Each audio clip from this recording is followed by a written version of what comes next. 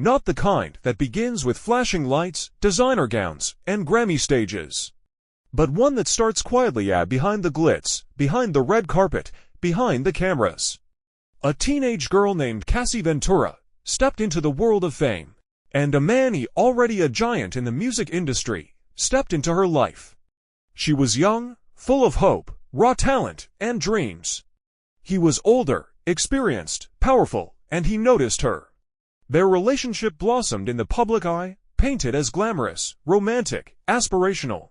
But today, inside a federal courtroom, that painted picture is being peeled away. On Tuesday morning, Cassie took the stand. Not as a pop star, not as someone's former partner, but as a woman reclaiming her voice.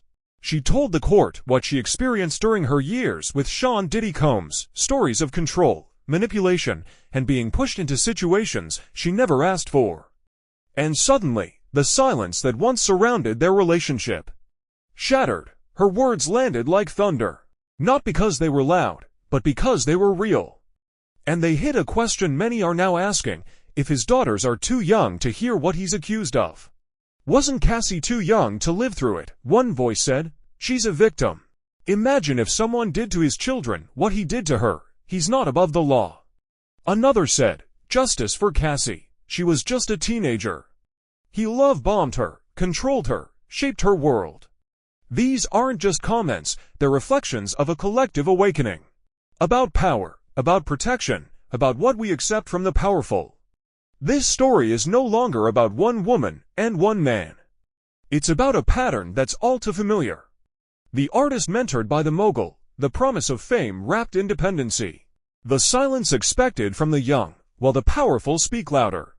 But Cassie chose not to stay silent. She could have walked away and never looked back.